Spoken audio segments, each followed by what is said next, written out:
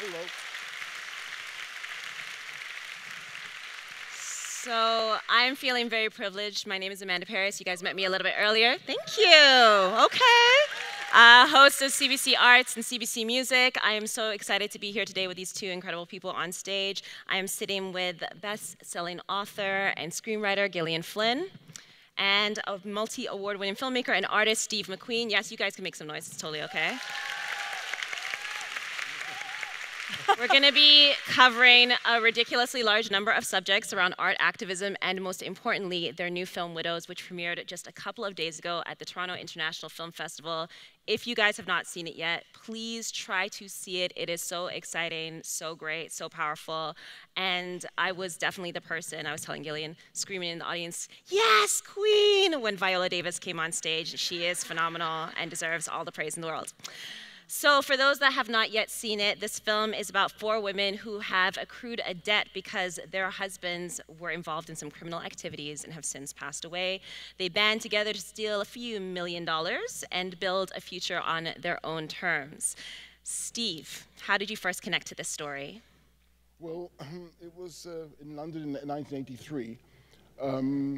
I was 13 years old, sort of lying on my carpet in my mother and father's house, hands propping up my head, and this TV show came on called Widows.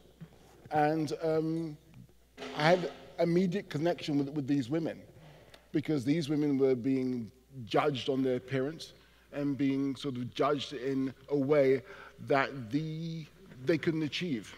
They were not people who were deemed as people who could achieve anything, really.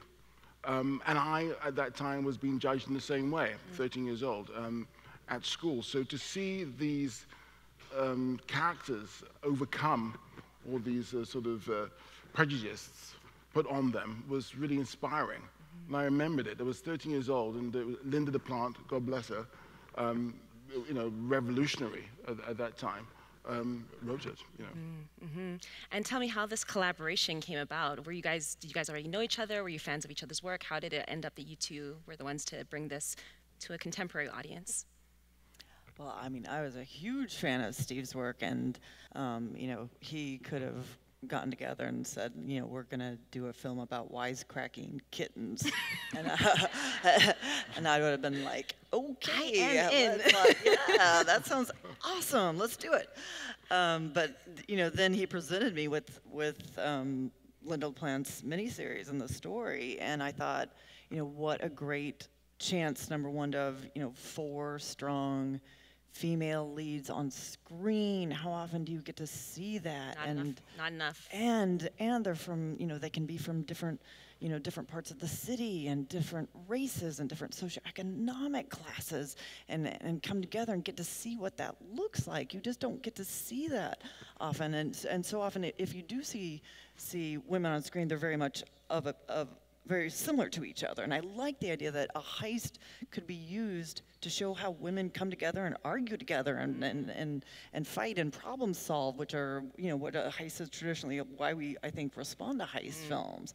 And then also to set it within a big city, which is, you know, America's big cities are just in crisis right now. And to talk about politics and crime and you know, and all these big issues, but to sneak it into this really cool, badass, fun movie too. It just seemed like it was all so easy for me to say yes to. Amazing. So let's take a look at this cool, badass movie. Let's see this clip. The 3 cameras at the back are covered by the construction. What about the codes for the safe room? Veronica's on it. Why isn't she here? Why are we doing this by ourselves? Why are we doing this anyway? Wait, who's watching your kids? Mama? So while you were sitting here, kids, your mom was watching your I daughter? work 2 jobs. What do you do for money? I had Floric. I had a business. Did you know what they did? I thought I did. If I asked, he'd hit me. After a job, though, he was nice. What about Veronica? You think she knew? I bet she knew everything. You girls happy to split your cut? What about this? You vouch for her? She'd be a lot nicer if she just took that stick out of her ass. You know why we need a new driver? The last one was killed. So if you're not serious,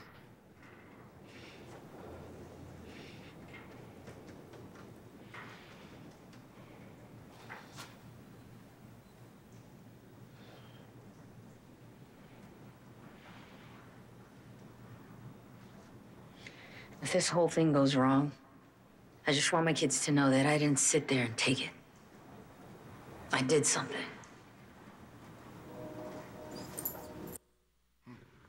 Good. I love how, two things. I love how that was like a remix on a traditional Tupperware party, but they're like, and that dog deserves all the awards for very good reason when you see the film. You just mentioned that you love that you can sneak certain things into this heist movie. And you said something a few years ago. You said in 2005, you said to write about women and violence and sexuality and rage, I knew I'd have to disguise it in a mystery, otherwise no one would read it. And here we are, 13 years later. Do you feel that way about this movie? Was this heist a way to get audiences to be compelled to see a story about women and vengeance or women and grief? I hope not. I hope not. I think we're getting closer to that idea that people are and especially men too, that it's not becoming a quote women's picture, a women's issue, just because it has women in it. You know, I don't think that this is entirely about you know, women and their grief. This is about 4 people who are women, you know, that are coming together. But this is a very unique story, in that it still is, unfortunately, rare that you do get this opportunity. And so it does strike this very interesting balance that I feel that is very right now.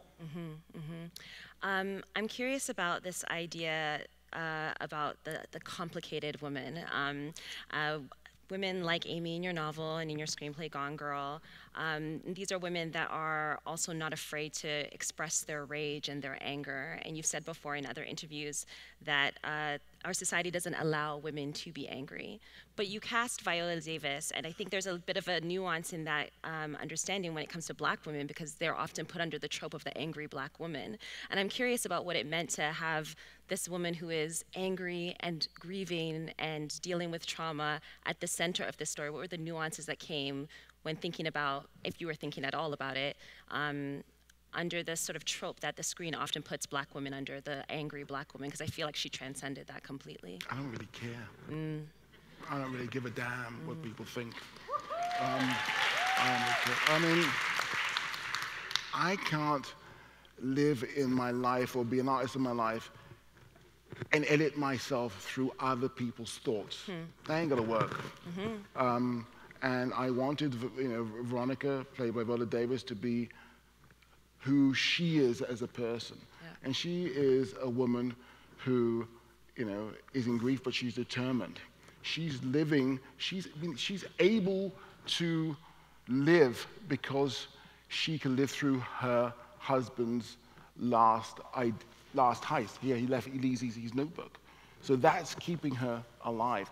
I remember recently, it was a friend of mine, was a young woman. She's 28 years old, and her mother died. And you know, she died in the house, and she was looking after her. And I asked her about 6 weeks after her mother died, how are you? How are you feeling? And she turned to me and she said, reckless. And I was like, damn, that's so amazing. To understand the fact of your sort of, that you're going to die, to understand the fact that your existence is not forever, liberated her. And that's Veronica. She was liberated in the fact of her own sort of, you know, realization that she could do what she wanted to do, because there's a situation of mortality that comes into play. And that is, you know, when you understand you're going to die, I think that's what happened to me, it happened to me about 13 years ago. I thought, okay, what the hell with it? What's the worst, what's the most embarrassing thing I could do? I'm going to die anyway, let's just do it, let's go for it. So that was it. I mean, I'm going on a bit, but that is Veronica. Yeah. there's this really amazing scene, no spoilers, but this really incredible scene where Jack Mulligan, played by Colin Farrell, is talking to his assistant in a car, but instead of seeing the two characters in the car, we instead see the journey that the car is taking. And that journey that the car is taking takes us through from the area that he was in, which is the area of his constituents where they live, to the area that he lives in, and it's almost like a tale of two worlds, these two lifestyles.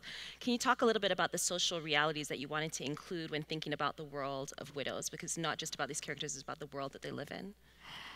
Yeah, I mean, we wanted it to feel very much right now. We were setting it in Chicago, where, you know, that shot is very much feels like Chicago. You know, you can go from one little 5-block radius or whatever, and that's what, you know, that Colin Farrell's character is all about. He's this corrupt politician who has been getting wealthy by, you know,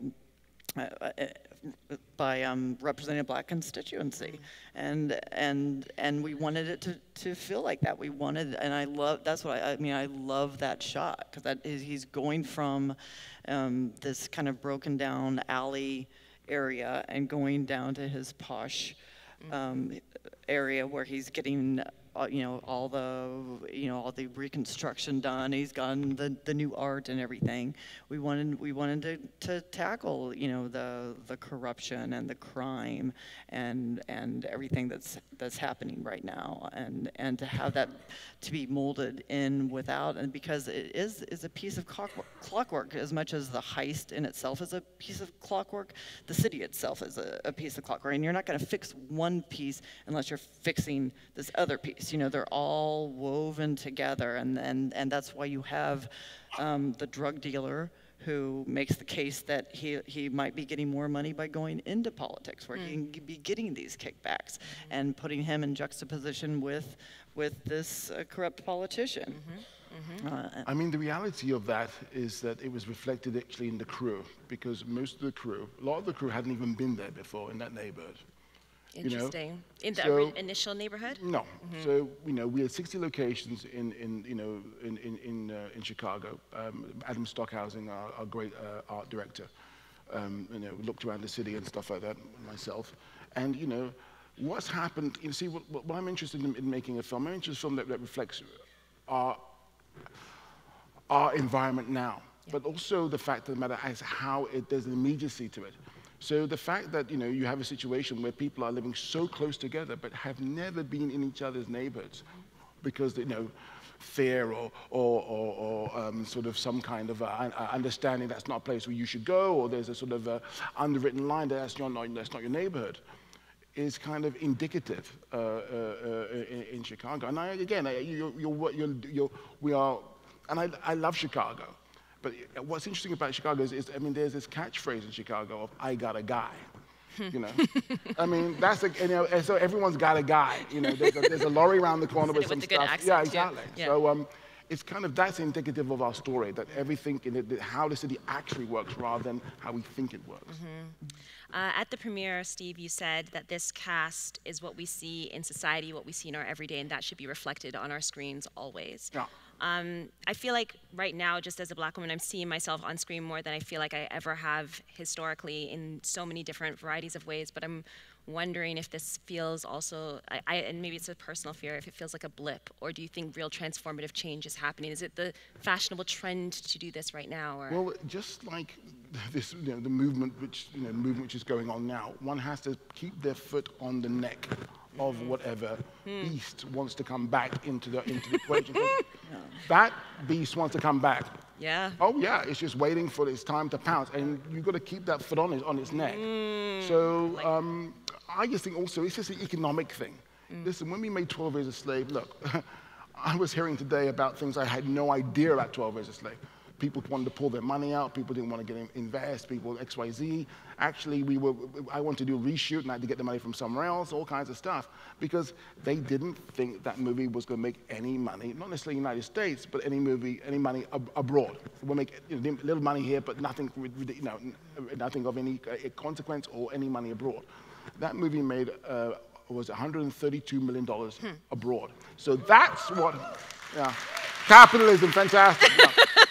But hey. But also eyeballs. It's the reality of the world we're living in, and that's what made films like sort of Moonlight, films like Selma, and I know films like Black Panther possible because they knew they could make money out of those movies. So that's it. So that's unfortunate, but that's the reality of our situation. Keep your foot on their necks. I like that. Okay. So I've been watching this show on HBO called Random Acts of Flyness. I don't know if either of you guys have seen it, but in one of the most recent episodes, they present this critique of our society's obsession with the anti-hero. You know, the Tony Sopranos, the Dexters, the Don Drapers. And they assert that if we had never had Walter White, then we wouldn't have Donald Trump in the White House. And it's this really interesting argument of the ways that we've romanticized the anti-hero. As someone who's constantly writing about female anti-heroes, what happens when we center the female anti-hero? What's the power in that, and what's the potential danger in it? I hope not Donald Trump. Good.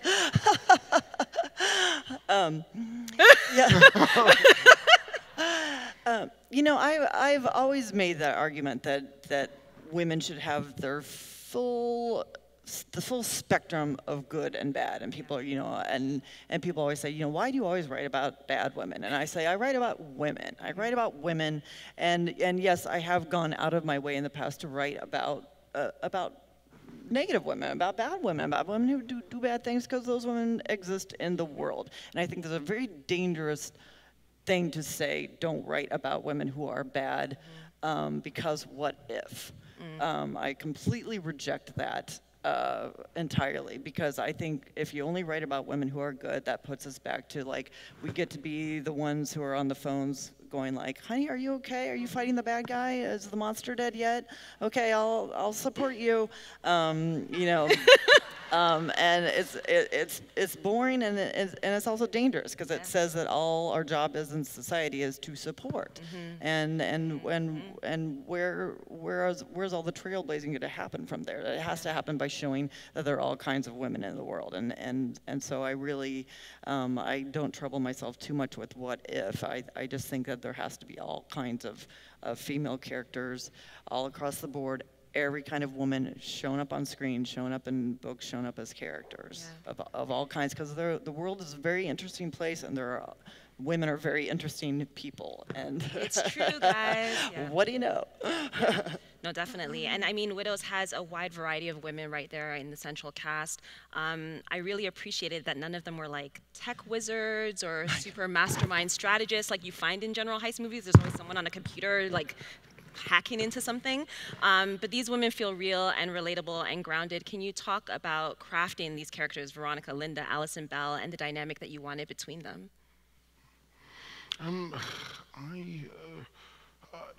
It was for me. It was also. It started with class, and then race. Veronica.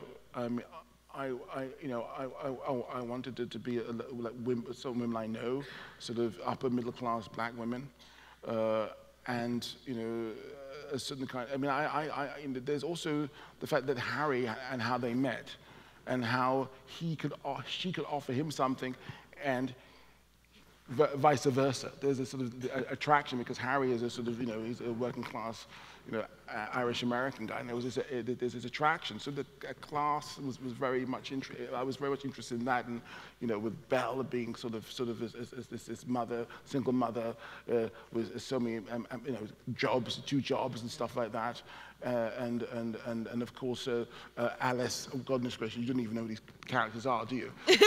I'm just talking like you as if you know they're you'll be best friends. Well, you know, Alice is you know, her background is Polish American, and she's a working class woman who, you know, again, it's just one of those things where she was reliant on her partner for finance. And there's Linda, who is this middle, I would say middle class. I mean, my class system could be very different to American class system, because everyone's working class. I mean, upper middle class, aren't they? Which is ridiculous. Anyway, and but Linda, we're in Canada right now. Oh, okay. Yes. Okay, sorry, apologize. With respect, apologize. And then there's, of course, who is it? It's Linda, who's a middle class Latina woman. So everyone is struggling within their sort of ethnicity and also with their class. And for me, that's how I was starting with them. I don't know how you dealt with it.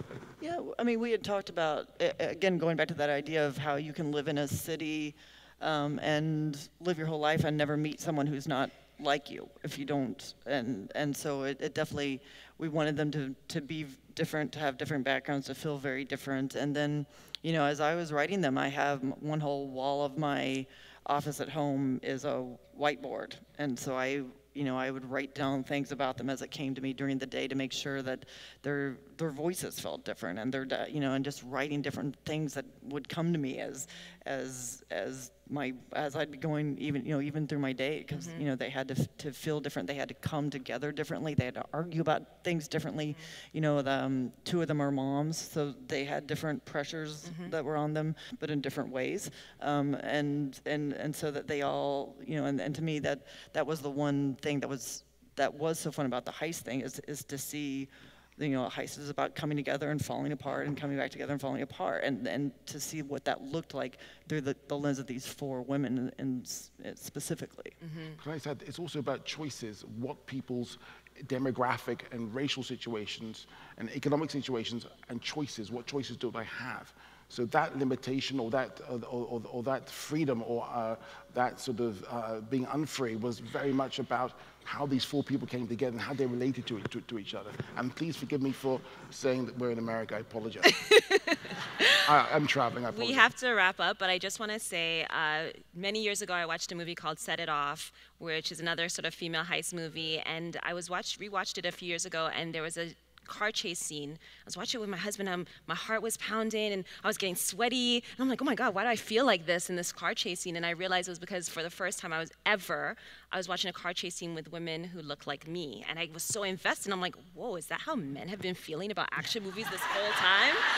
And I can say, when I went to the premiere of Widows, during the car chase scene, I heard women being like, woo, yes. And so thank you for creating another one of those moments for us. Thank you. Thank you.